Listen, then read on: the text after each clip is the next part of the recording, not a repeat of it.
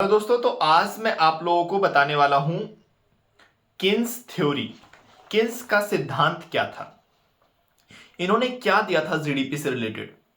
तो aggregate demand is equal to C plus I plus G plus X minus M. C क्या है यहां पे, कंजम्पशन। आई क्या है, इन्वेस्टमेंट। एक्स क्या है, जी क्या है, एम क्या है।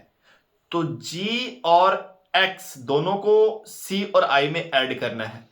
तो जी गवर्नमेंट एक्सपेंडिचर है, मीन्स की सरकारी खर्चे, और एक्स जो है अपना वो निर्यात है दोस्तों, और एम जो है वो आयात है, एक्सपोर्ट इंपोर्ट।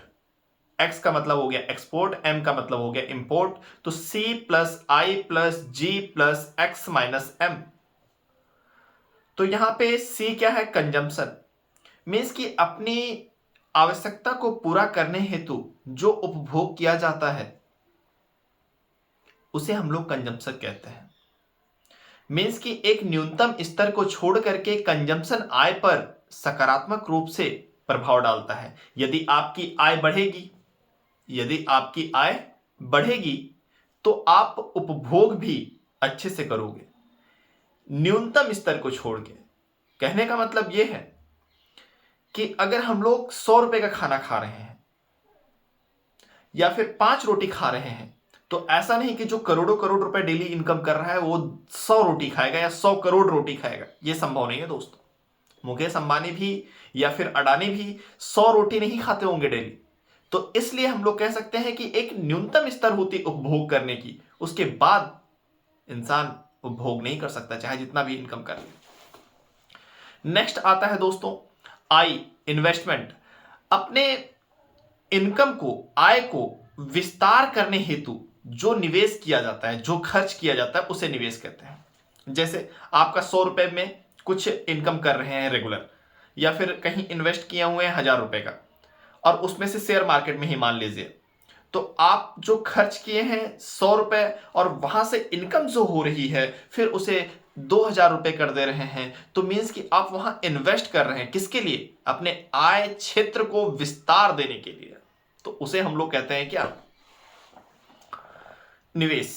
फिर जी आता है गवर्नमेंट एक्सपेंडिचर।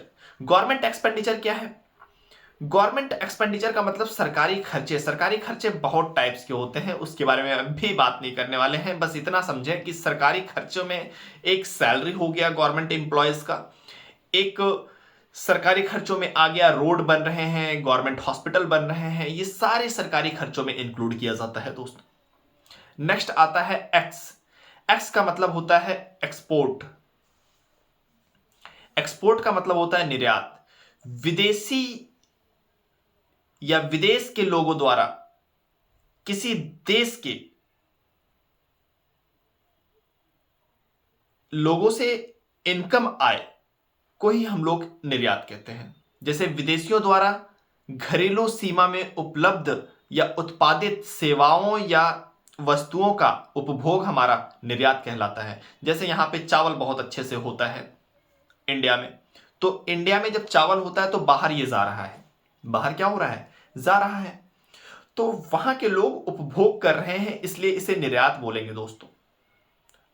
यूपीएससी ने एक क्वेश्चन पूछा हुआ था, क्या क्वेश्चन था वो, यूपीएससी ने पूछा था कि अगर कोई वर्ल्ड कप हो रहा है इंडिया में और विदेश के लोग आ रहे हैं देखने, विदेश के लोग देखने आ रहे हैं और यहां के लोग खा पी रहे हैं, यहां से मतलब सब चीज खर्च कर रहे हैं यहां पैसा, तो ये एग्रीगेट डिमांड में इंक्लूड होगा या नहीं होगा, तो होगा, बिल्कुल होगा। ये निर्यात में होगा, आयात में तो नहीं होगा ना, निर्यात में होगा।